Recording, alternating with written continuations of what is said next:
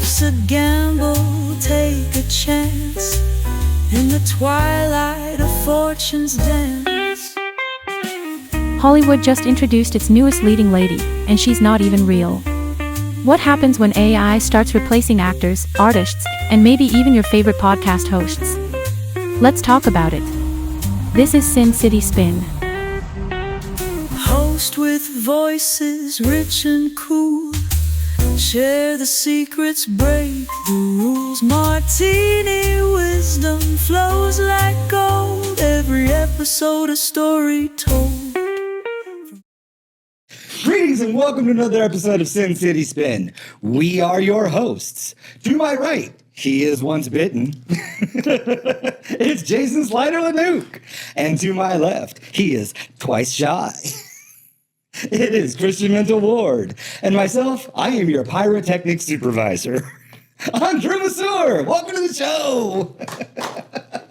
Well done, sir. I took the sip so I could do the spit take. And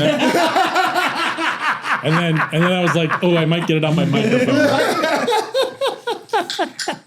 See, that kind of awareness, that's why you're not the pyrotechnic supervisor. Right. Probably why I should be the pyrotechnic You supervisor. probably should be. To be fair, I am, because earlier today I was like, earlier today you were talking about a stump that was bothering you, and my first thought was burn it. You know what? Was going to go in a really dark direction with that, and not going to do it. Going to take the high road this time. Proud of you. Going to take the high road. How's the weather up there on your high horse? I'm proud of you not It's going for the great. easy I'm gonna laugh. ride my high horse to my ivory tower and look down on all of you. Do you know what? We could do that. We could create that image. We could. Yes. Why are we not doing it right now? Because I don't have Sora intros. the early access codes. Sorry. Take two. Tell me more about this fascinating technical marvel, Drew. Because I remember hearing about this Sorrow on a podcast. I got to oh, wait. That's right. It was this show. You heard it here first. And in fact, if you didn't, you just watched it as part of our intro. Secretary Petey says no fatties at the frat party. Boom. Here first. So you don't. No, Uggos! Not Lululemons. Those are pants. No Teeth no dolls. fatties for those either, though, Teeth right? dolls. For that either. What are those called again? Labubu's. Labubu's. Heard it here first. Did you hear that? He's learning. I think he's just mimicking sounds that he hears. I'm not sure he's actually talking. I'm like AI. I just tell you what you want to Like hear. a parrot. So I already know about this technological marvel. Yes, this technological marvel. Well, there is a new development in the world of AI. Dun dun dun. And you probably did not hear it here first because it's been pretty all over the news. Or maybe you did. But what you didn't know, and again, Yeah. I'm going to repeat this again. There is a new AI center opened up in Wampum, Pennsylvania, on the site of one of the better racetracks in the United States, Pit Race. R.I.P. Pit Race. You were a great track. So they built an AI data center over the racetrack? They are selling the racetrack to build the AI data center on it. Oh, maybe you can still go fast in circles. You can do virtual reality. Gonna hurt you so. I think he's actually getting it. I don't think. Yeah, I was like, so back to my notes. I don't think that's mock outrage. I think you're actually making him mad. I'm gonna get off your nerve now. Because that's what friends do. Poke. Oh, too much. Poke. Okay. Poke. Now it's swollen. All right. I love you. Yeah, absolutely.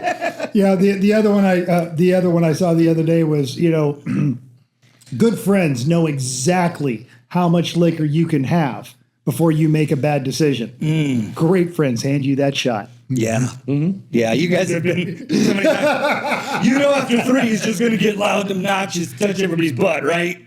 I got 4 and 5. Let's go. Out in the world of AI, there has been a significant development. At one of the film festivals, whatever, the more recent, that Hollywood types, they all got together and they were like, we are awesome. And then they introduced the newest actress the newest bombshell in Hollywood. The AI actress, Tilly Norwood. Yeah. Dun, dun, dun. First of all, who named it? Well, somebody British, apparently. Right. Yeah. And also, why does she look like she's 14? Well, because, I mean, that's what's popular in movies, apparently. I don't know what kind of movies they're making. So, what's an AI actress, you ask? Is this a Harvey Weinstein studio? You thought I was going to do Epstein. I took the high road again. I wrote his Weinstein. How's that for irony? Yeah. Right. Nobody saw that coming ever. Article 6 has made this new AI actress. She is looking for a talent agency to represent Wait, her. I'm sorry. The company's name is Particle 6? Article 6? Yeah. Dun, dun. It sounds like a Bond villain. They sound like the bad guys in a bad AI written. Yeah, seriously, science fiction movie. yeah, Jean-Claude Van Damme fighting Particle 6. Oh, I would This is very I would pay cash money to see that though. Well, we're going to get to that. You can make that happen now. If you can dream it, you can make a video. I don't want to do the work. I just want to watch it. That's fair. Well, I mean, that's pretty much where we're getting to. Okay. Go on. Yes. So this AI actress is out there. Article 6 has made her. She's got an Instagram. Go to Tilly Norwood. She's talks about how she's working on this job and that job. She's looking forward to representation. So when this came out, like a lot of people in Hollywood kind of shit a brick. they were less than pleased that someone that looks that real, that young, that attractive. They said, oh, we took like all the best of Scarlett Johansson and this one and that one and Medla. They're like, well, we already had those people. They're like, yeah, but she'll never age. Wink, wink, nudge, nudge. Yeah, and apparently everyone involved in that project has not taking the high road. Apparently everyone involved in that She'll Never Age project has never seen any of Selma Hayek's bikini birthday photos because I follow her on Instagram too. That should be a show. Selma Hayek's bikini birthday. Hosted by, you know what? Referencing our last episode, that should be a federal holiday. Absolutely. Yes. Nope. Everything's shut down. We're waiting for Selma. Hayek We're waiting for Selma to release the bikini Selma photo. Hayek's bikini birthday. That should be a federal hosted by holiday. Elizabeth Hurley. Yes, please. Yes, please. This works. That could get gross. Sponsored by Rihanna's and her Xfinity brand. I'm in. I'm in on all of it. All right. So back to Yes. So she'll never age. Unless you want her to. I imagine you could. I imagine you could change her. You could alter her. You could make her blonde. You could change her eye color. So this brings up all kinds of stuff of like, first of all, the strike that happened when we couldn't watch movies like the back half of the pandemic. That was all to stop this exact thing. Yes, exactly. That's someone that can work 24/7, never has to take a break, is always ready for a shoot, always camera ready. But it's an entity, it's owned, it's controlled. I mean, yes, she, if you want to call her she, has an Instagram. First of all, I don't even know that's how she identifies, but it's Instagram, their Instagram. But it's not like Particle 6 goes out there and goes, we made our robot do stuff. She posts like, I'm trying out for the new, I don't know, Batgirl movie. And hope it goes better than the last Batgirl movie. Well, how can it not? So fair. This is the thing, and it's not a new issue, but AI is aggravating this, and it is that the value of art. And I've got friends who are artists for a living, and they paint or they write or they create music and they make art. And the internet is full of discussions about, I want you to come take photos of my wedding and I'll pay you an exposure. No, exposure doesn't pay my rent. I'm an artist. I'm a photographer. I create things. I need money. Well, how hard is that? So it's this consistent devaluation of people that can create art. And it comes down to have you guys heard this saying? And I'm trying to remember, I'm going to get this all wrong. Excellent. It comes down to mark this episode, folks, because this never happens. It's I don't remember who said this, but someone was it like Andy Warhol? I think it was Andy Warhol. So Andy Warhol writes something on a just doodling on a napkin. Yes. I may be getting this wrong. It may not be Andy Warhol. He's the paint can guy, right? He's a Campbell soup can guy. The Marilyn Monroe guy, the pop art guy. Yeah. Okay. So he's in a coffee shop doodling something on a napkin. He goes and he just goes to throw it out. And a young woman in the coffee shop recognizes Andy Warhol and says, "Hey, can I give you like $20 for that napkin?" And he goes, "No, but you can give me like $10,000 for that napkin." And she's like, "I just saw you spend like 2 minutes doodling that. I'm not paying $10,000 for that." And Andy Warhol says, if it is indeed Andy Warhol, if I'm getting this wrong, please tell us in the comments. Drew will let me know what you said. But he says, it's not the 2 minutes I spent doing it. Yes. It's the years I spent getting to this point as an artist to do that in 2 minutes. Right. And that's true for art. It's true for the trades. You know, the plumber comes to your house, you know, and fixes your toilet in 6 minutes.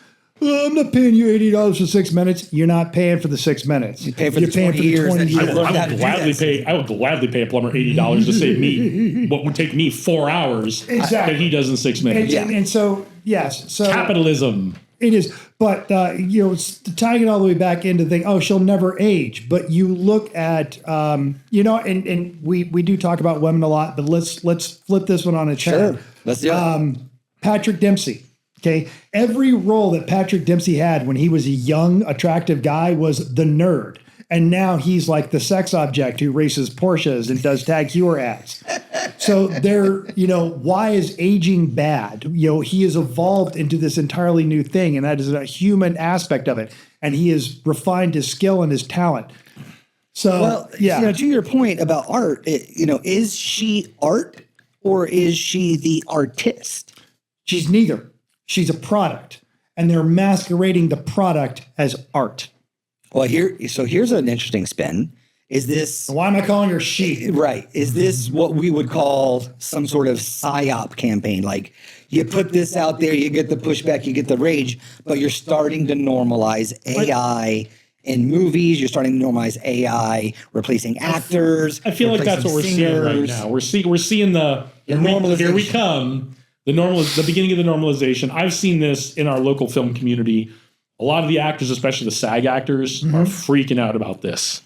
And then the directors are not, they're like, there may be opportunity here for all of us. Let's just wait and see how the technology pans out. So in the film community itself, there's differing opinions, at least locally here in Las Vegas. I'm reminded of a skit I saw where, you know, a famous actor shows up to set drunk and, you know, and he does a very poor job.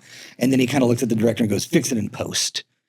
Is AI nothing more than CGI? Is it just fix it in post? Oh, sure. It's all post. If let's say you've got a scene and it's, you know, a guy crying in the rain and you go, "Oh, you know, it'd be great there, a chicken and a fucking dog." Poof, they're there. Sure.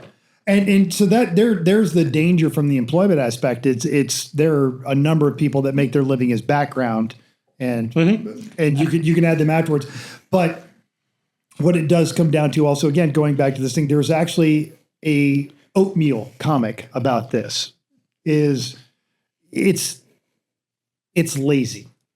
All right. And that's so What do you mean it's lazy? it's lazy. Like you It's and lazy I. on behalf of the production team and the director. Yes. Across the, no, like just any, like none of that. Like, Using AI is a lazy way. I don't. like and I say that like our intro song, our image, all that stuff. We did it sitting around your kitchen counter drinking. Yeah, we did. Where a lot of our, you know, and we did it because we did not want to devote what time we had to creating these things. So we took the lazy way out. Right. And I'm not going to apologize for that, but I'm also not going to try and present our image, which is on my shirt, or our songs that are in there, or anything that we've created there as art.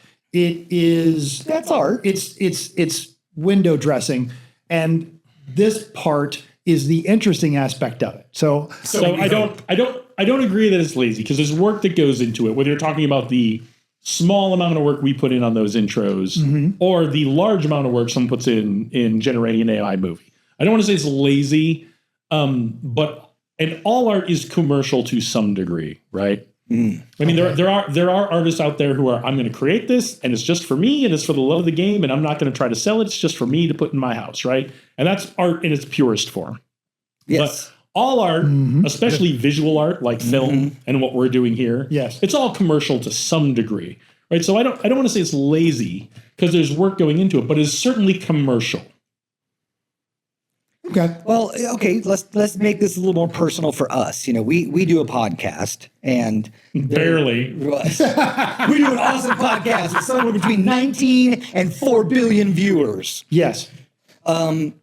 What happens when someone gets on, say, Sora or any of these other AI apps? I bring up Sora because we all want to talk about that because it's specifically making videos that are hyper realistic. Sure. Where they can scan the 25 episodes we've got, figure out our cadence, our rhythm, our humor. And what happens when AI can produce this whole thing better than us? It never has to color correct. Have you heard any of the? I haven't seen any video never ones. Never has a mic issue. Never but has. I've heard some of these AI generated podcasts, and they do just what you described. Go do it in the style of these guys. Here's the topic. Well, there's something not quite right about the voices, and I can't point at it. But and you hear it if you listen to other podcasts. You hear it in ads now all the time. Yeah, and I go AI voice. AI voice. Now it will get better, and I won't be able to do that. Probably now I can't do that. But 6 months. But for the last couple months, because there was this one set of ads on this one podcast. It was like, why does this woman's voice annoy me so much? Then I realized, and how does she have time to record all these ads? Oh, AI. Do you need a pen for your 6 fingers? And I'll come back. Or in the case of our intro, would you like to see an infinitely pouring martini? Yes. I will go back to, is that where the art lies? We have, even in the time that we've been doing this, we've gone through a lot of iterations. We were doing multi-cameras for a while, and then we came back to the single camera. We had a very scripted early part of it. Yeah. And then we realized we made commercially based decisions to balance what made the most sense to do, what was the most efficient versus what was the most artistic. But and I'll go with the artistic because what we backed off a lot of the over planning, the over scripting on this because and yes, we would love for you to send this to all your friends, but we've also settled on the reality. We settled on the reality that we're doing this for us. Yeah. It's an excuse. And to the end that we created this thing where the three of us will get together and just rant about something. It's a mandate to drink with my friends. It is. And I would argue that our art, for lack of a better phrase, is not been in the scripting. It has been in the absolute spontaneity and the imperfections. Sure. Of what we have. We're providing you the human experience. So really, to not counter your point, but certainly to alter the perspective of this, because your point did change my. I think we're in violent agreement on this. Yeah. Is the art in the imperfections, or is the art in perfection? It depends on what you're looking for the outcome, right? If it's a ballet, if it's perfect and precise and precision based, I think you go, that was flawless. That made it better. If you go, I'm maybe making a Blair Witch Project style movie, maybe I think art, that outcome depends. What troubles me is that, okay, we don't do multicam anymore. Can't we? We're getting to the point now where we could take this shot and go, now imagine it from there and close up. And then it would, and we can create that. We don't have to have multiple cameras. We could just tell AI, pretend we have close-ups. Okay. We don't even need to show up. Right. Particle 6 can create hosts. Tilly Norwood could be hosting. Look, I'm not saying I'm against having Tilly on the show. I'd love to have her on the show. I'm saying she looks like she's 14 and that's unsettling. But I will go back to this. One of the more famous lines in the history of cinema was uttered because he forgot the line, corrected it, and they kept rolling it, and it became the new standard. And that was, of course, not the not the first Bond movie, but the second Bond movie, because the first one was not with Sean Connery, where they were at the Baccarat table, and he, goes to light his cigarette, and that is the winner goes to Mr. And he turns and he says, Bond, James Bond, because he'd forgotten the line. But now, every single one of those films across, 5 different people. What a catchphrase, right? Yeah. So, and so there is, I'm not sure that AI can discover those imperfections that become the favorite part. When you get married, everyone thinks that they want a perfect wedding. What you realize after the wedding, it was the imperfections that made it memorable. But what if you could go and be like, hey, maybe, you and Vicky didn't get every single thing you ever wanted, and you paid your $3,000 for your wedding pictures, right? And now we can go with AI and you can be like, look, there we are with gopher hats, and we're on top of Mount Fuji with an alligator. It looks fucking real. Your next wedding is going to be weird. God knows I'm not happy. Sure. Is that art?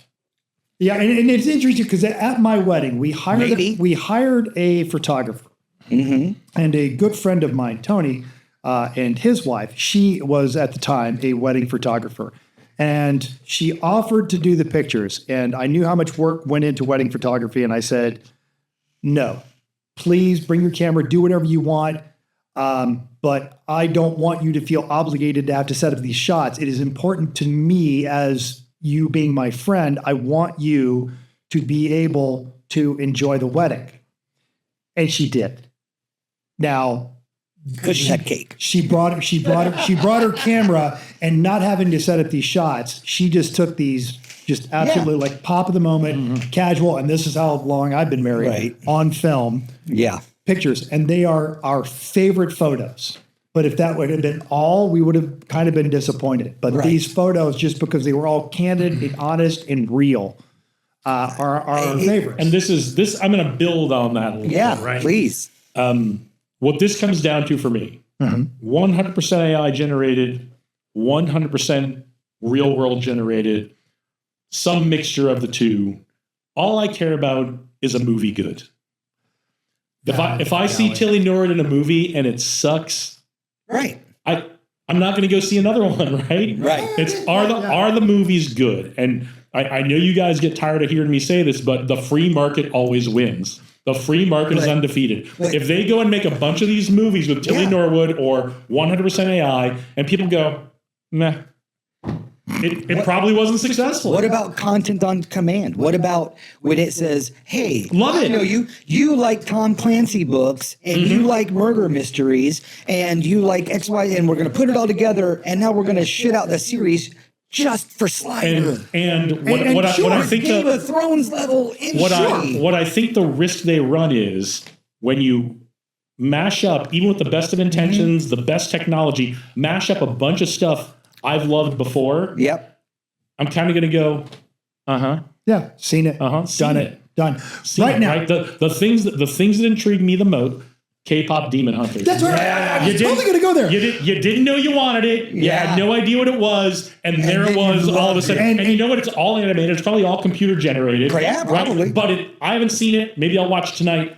Who would have guessed 20 years ago when we met, well, you knew him longer than I did, met this guy that like, oh, do you know what's going to happen in the year 2025? You're going to be obsessed with a K-pop Demon Hunter cartoon. And you're going to stream it, not get it from Blockbuster. So You would have been like, on dial-up?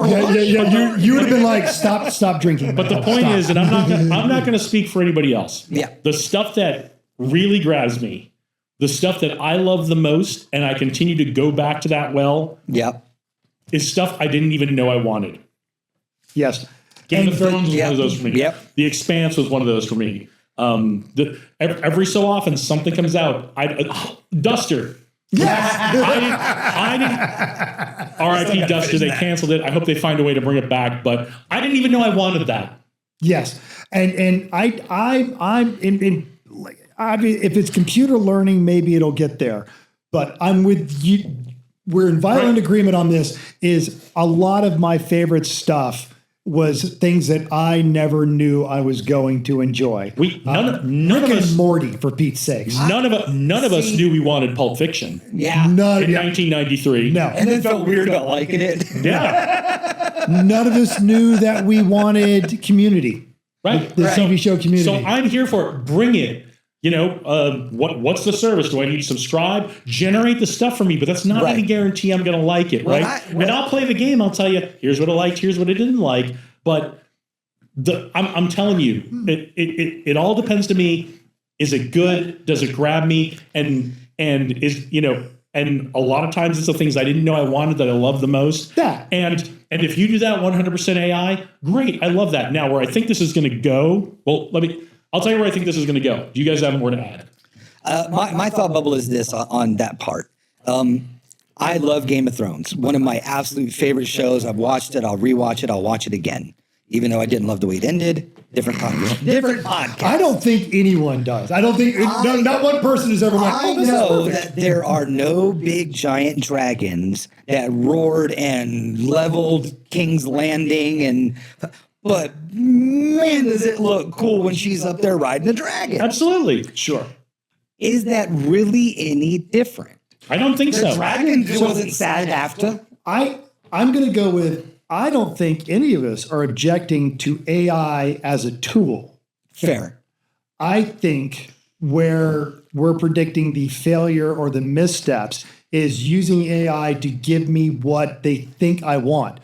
Don't make something based on what you think I want. No. Just make the thing. It'll just be make the art. Make the art, and either I like it or I don't. But you should make the art for the art's sake. I agree. So Tilly Norwood should not be out there going, I wonder what Mental would want to see. Does anyone have a 73 Pinto that I can take around a racetrack? She's not going to do that. She needs to do something. Would you watch that? Oh, yeah. Okay. See? But I don't know if I would like it. But I'm totally going to watch it the first You had time. a point you wanted to make. We will had several, but settle this on you. I don't think this is new, right? At some point in the early days of filmmaking, someone said, hey, I think I can get sound to sync up with these. We can make talkies. And a whole bunch of people went, oh no, it's going to destroy the industry, right? Who wants to hear somebody talking on a movie? Yeah. So I'm only good because my boyfriend like good. Do your totally with racist Italian voice. Yeah. Totally with the filmmakers and the actors and everyone who's like, look, there's an important place for us too, and I agree there's an important place. Yeah. And I think what will happen, like you talked about, there's going to be this on-demand service. There's going to be all these on-demand services that are just going to generate you content that it thinks you want, and that's going to be the least common denominator. Yep. Right. That's going to be your McDonald's. It's going to be your 90s sitcom with a schlubby dude married to a way too hot wife that we all saw too many episodes of too many different sitcoms in the 1990s, right? It's going to be your least common denominator, and I think there's going to be room. It's going to be a smaller industry, but there's going to be room for live actors, live filmmaking. I'm talking to someone right now. We both love those old 60s and 70s style Western, the 60s and 70s style Kung Fu movies. Like going in.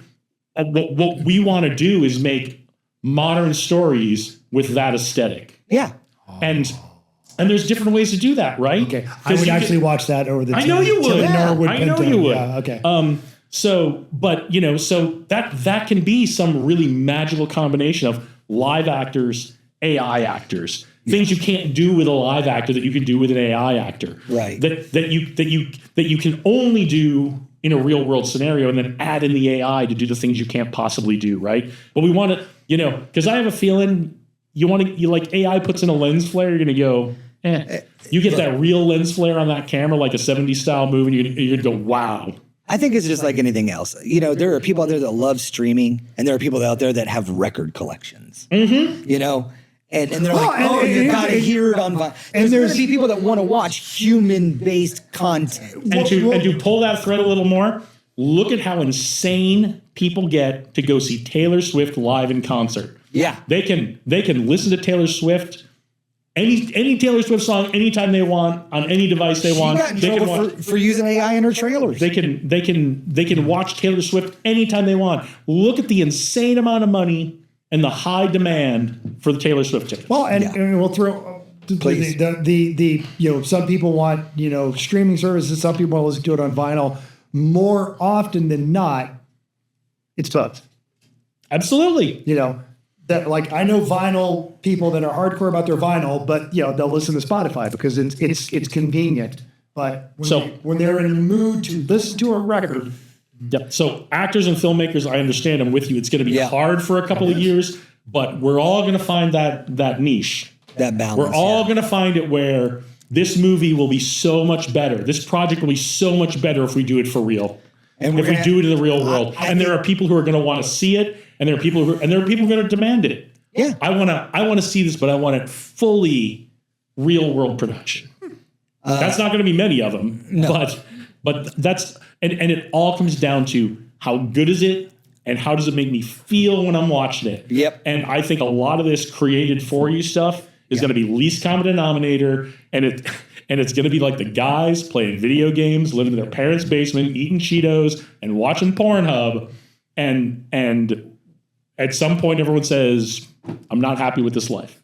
Well, for real, we're going to have to wade through the slop and the memes and the whole, hey, we've got AI, it can do all those wonderful things. Female mouse with male mouse with duck, non-copyrighted, airtight. Right? Let me give you one more analogy. One more analogy. Do you even notice anymore a drawing of Calvin peeing on something on a car? Yes, I do but not to invalidate your point, but to validate your point, I do because it infuriates me because I know that Bill Watterson never signed off on any of that. But it's least common denominator right now. Nowadays it's the Punisher skulls. But your point least common denominator, yeah. right? Yeah. Mm-hmm. It's everywhere. It's generic. It's not special anymore. In fact, if anything, it's a warning sign. Yeah. We're headed down this road. And I hate to say whether we like it or not, I don't see the political will or the financial will to have off-ramps. Well, things are changing. I'm going to go with Slider's point is like we're headed down this road. We've already been down this road. Yeah. This is not a new, this is not a new road. We've been down very similar roads. And yes, it's going to be very hard for actors. It's going to be very hard for filmmakers who want to do things that are real. But I think the idea is to say to ourselves, what does the technology enable us to do? Yeah. And then where do we make this special by doing it in the real world? And stay true to your artistic vision, not what you think people want. I think there's a very large drive to take $180 million production budget down to 50. Yes. And I think that's the challenge for filmmakers. I think that's what we're gonna right. We all love Marvel movies. Yep. They're starting to cost like $300 million. Yeah. And if they don't make $1 billion, they don't pencil out worldwide. So they don't make another one of that one, right? And I think the challenge for all of us in film is to say, okay, how can I use technology to take something that if I did it not even 100%, if I did it as real world as much as possible, that would cost me $300 million. How can I embrace this technology and still use real actors to make it special and get those performances that I want to get, find that hybrid and have the spontaneity of those performances, and then use the AI for other stuff, right? How do I go from 300 million to 30 million, right? And still make a high quality movie, entertaining, that people are going to love. Because at the end of the day, that's what really matters. If you're making art house stuff, you're going to make something that you love. Yeah. And you hope other people love. And if you're making commercial stuff, you're making stuff you hope people are going to love and see want to watch over and over and over again. And this is the challenge that comes to us with all of this is, okay, how do we embrace this technology but still make it special and something people want to watch over and over and over again? Final thoughts. Mental, you got anything? I do, but I'm trying to generate some content. All right. Mental's doing some homework. So, final thoughts? No, those are my final thoughts. Yeah. Let's not panic. Yep. I understand it's going to be tough times. I'm with you. Mm-hmm.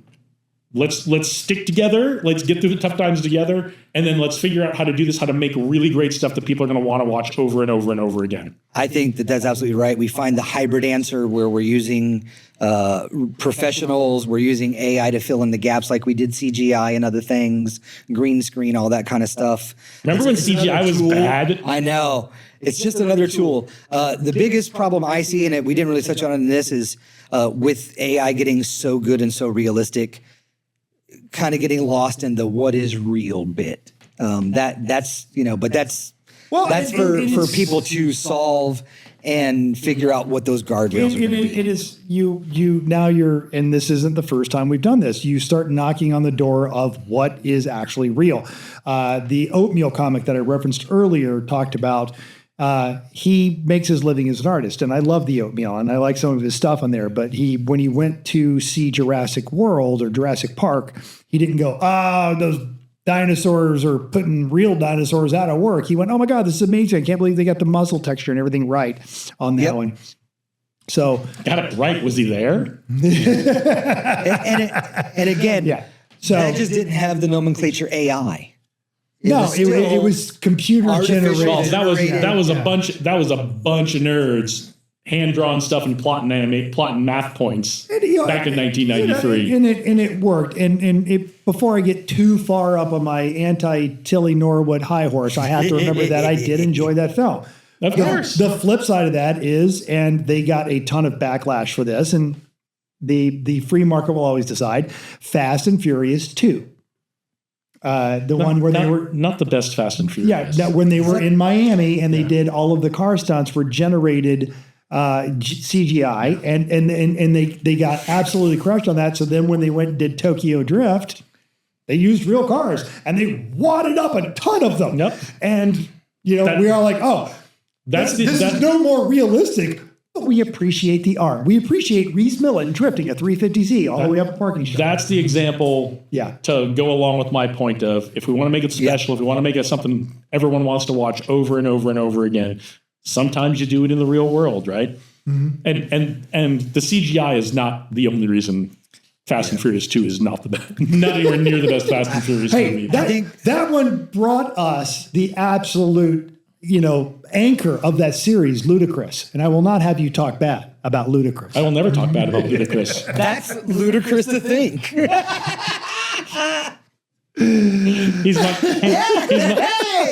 He's my favorite rapper from Georgia. And he's my favorite character in the Fast and the Furious movies. He is my favorite rapper from Georgia. I don't know if I'm. He may actually. And Busta Rhymes, like it's because I always forgot about Busta Rhymes, but I love Busta Rhymes and I love Ludacris. So yeah, I like big butts and I cannot lie. Yeah, which another great rapper. Mix-a-lot. Absolutely. Did you guys know he was AI? 100% AI back in 1992. That's a wrap. Thanks for joining us. If you want to disagree or agree, if you want to correct our math, or you just need to find out where the good tacos are, you can drop us a line at sincityspin.podcast@gmail.com. You can text us at 702-721-7328. We're on Facebook, Insta, Reddit, and the thing formerly known as Twitter. That is all we have. Stay safe and hopefully luck will be your lady.